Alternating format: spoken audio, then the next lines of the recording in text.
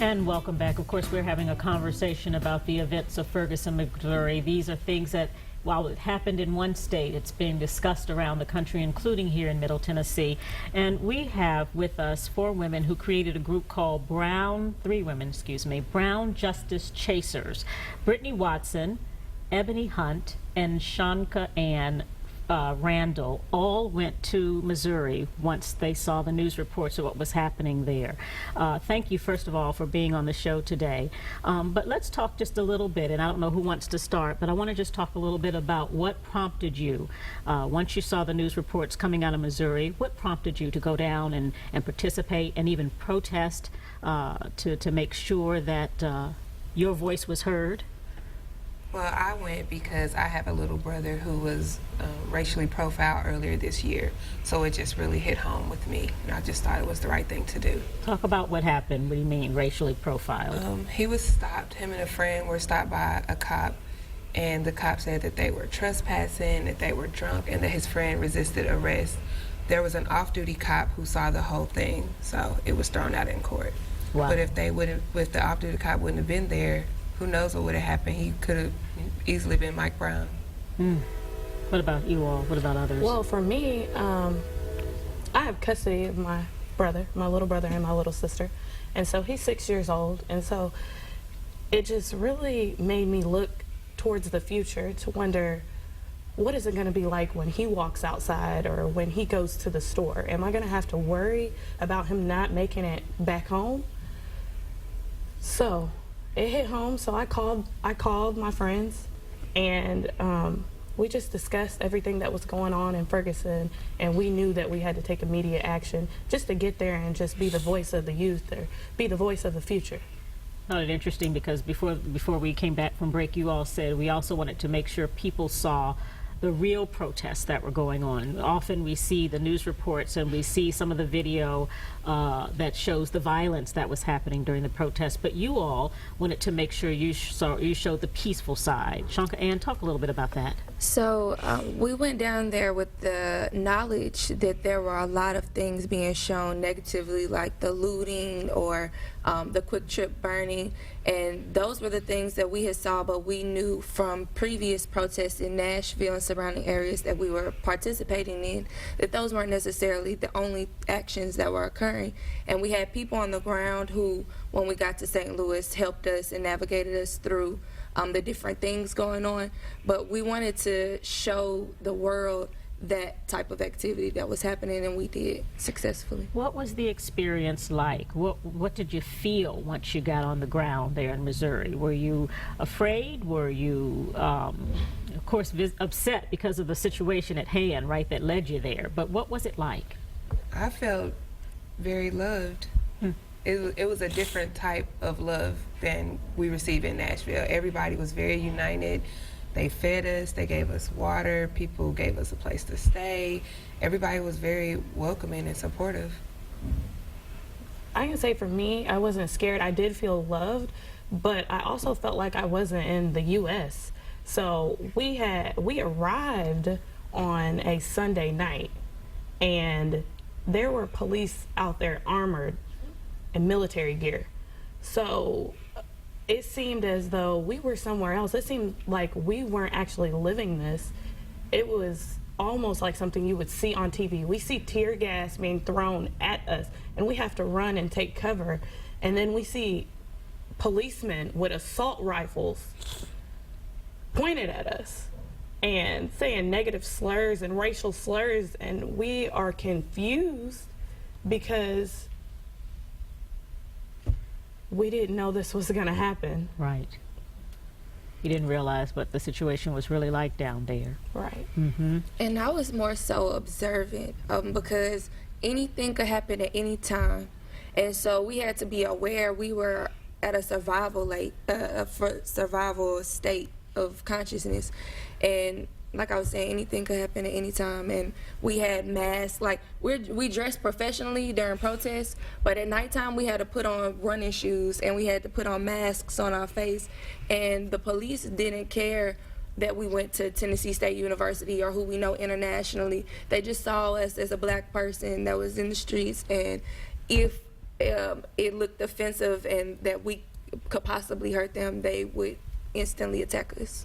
So beyond the actual going, talk about what you all hope to do moving forward, because you started this Brown Justice Chasers for a reason, not just to go and be part of the things that were happening on the ground there in Missouri, but I would think that you're hoping to take some sort of a message forward. What is that message and how do you hope to get it there? So Brown Justice Chasers was named after Mike Brown, and we want to report Black and Hispanic news that goes unrepresented. And Justice Chasers is because we're like storm chasers. We go towards the storm, in the eye of the storm where the peace is, and we want to use social media. And she could speak on social media how impactful it is. I'm the writer.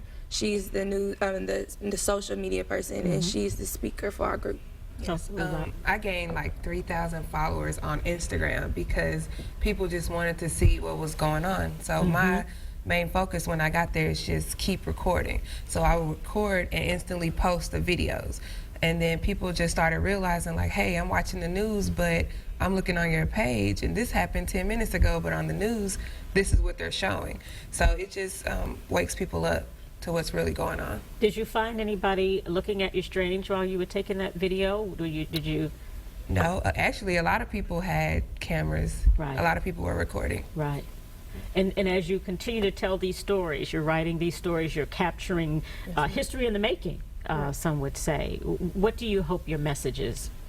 Well, for our message for the Brown Justice Chasers, for us being young and having innovative ideas and being out in the college realm of life, I guess you could say, we have a different perspective. So we want to definitely get our voice out, and we want to connect with different students that are in college, because right now most of the people who are making a lot of headlines and doing a lot of things are the young people. Right now it's our time to move forward, and it's our time to help history not repeat itself.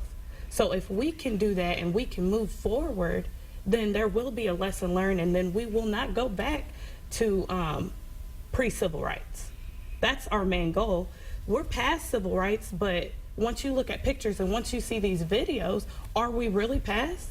Are we really moving forward? So everybody wants to sit down and talk to us about what are we doing to move forward, but we challenge other people to ask them what are they doing to move forward as well. We're doing our part, which is speaking with different people and speaking with the community and getting together with different community leaders to discuss economic plans and strategic plans, because if our communities are still embedded in poverty, we will never be able to move forward.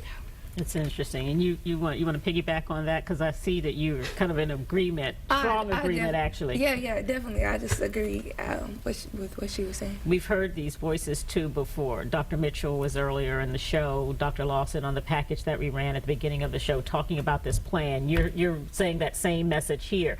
Is that what it's going to take, everybody coming together, creating a real plan, and then following suit, starting with young people like you to lead us through this? It's going to take the message of the United States, which is united we stand, divided we fall. So if we can all stand united, which is Black people, brown people, Hispanic, Asians, Caucasians, if we can all stand together and rise up, then we'll be able to move forward. But if we continue to have Black America and white America separated, then we will never be able to move forward. The main goal is to move forward and to send the message to our young Black men that their life is valued just as much as Caucasian men or any other race. That's the message we have to send these kids, because right now so many children do not value their life because that's what they see on TV, or that's what the media is portraying or telling them. So if we can move forward. And we do have a long-term strategic plan that consists of 4 goals. One is to increase the severity of punishments by police crimes against citizens. 2 is to increase funding, federal funding, because we know a lot of these metropolitan and rural communities have HUD housing, which falls under USDA, United States Department of Agriculture. We want to increase the minority police from 30 to 50%, somewhere in that area.